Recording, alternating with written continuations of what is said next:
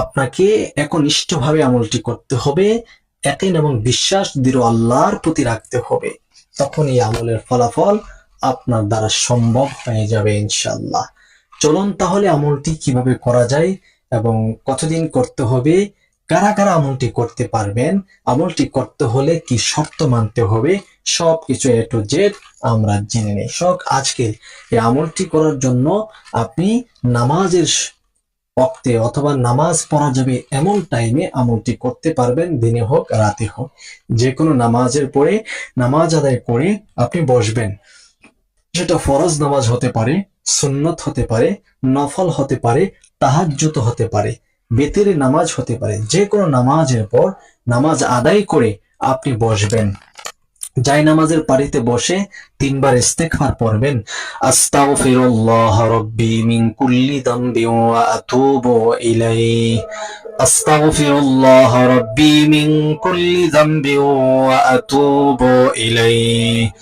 আস্তাগফিরুল্লাহ রাব্বি মিন কুল্লি যামবি ওয়া আতুবু ইলাইহি। এই ইস্তেগফার আপনি 3 বার পড়ে নেবেন। এরপরে 3 বার নবীজি সাল্লাল্লাহু আলাইহি সাল্লামের উপর দরুদ পড়ে নেবেন।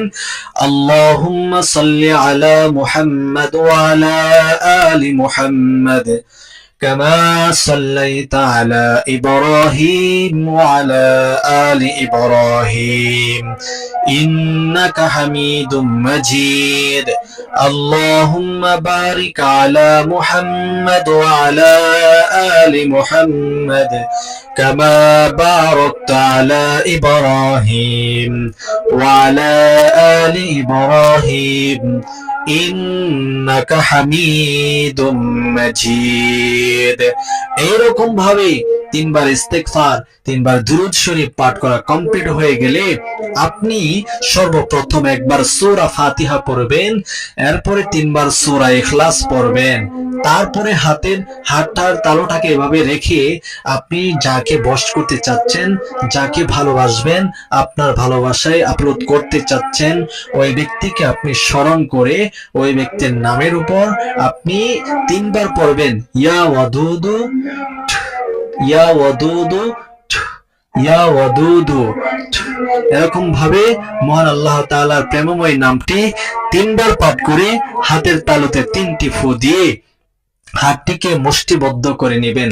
এই হাতটিকে মুষ্টিবদ্ধ করে নিয়ে আপনি 2 মিনিট চোখ বন্ধ করে আপনি আল্লাহ তাআলার কাছে বলতে থাকবেন, হে আল্লাহ, ইমুকের সন্তান ইমুক, তার অন্তরে আমার প্রেম ভালোবাসা আপনি জাগিয়ে দিন। সেজন্য আমাকে মহাব্বত করে, সেজন্য আমাকে পছন্দ করে, সেজন্য আমাকে ভালোবাসে। এই কথাগুলো আপনি বলবেন আপনার মনের মতো। ইনশাআল্লাহ সে আপনার জন্য অস্থির পাগল দিবানা হয়ে যাবে।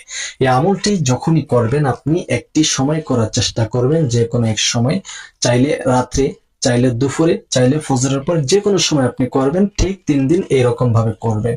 স্বামী স্ত্রীর জন্য করবেন, স্ত্রী স্বামীর জন্য, পিতামাতা সন্তানাদির জন্য করতে পারবেন। আর পিতামাতা যদি অবাধ্য অথবা কোনো খারাপ কাজ করে, সন্তানাদি নেককার অথবা ভালো চাকরিজীবী, সমাজে মুখ দেখাইতে পারছে না, এরকম যদি পর্যায়ে হয়ে থাকে, সন্তানাদি পিতামাতার জন্য করতে পারেন।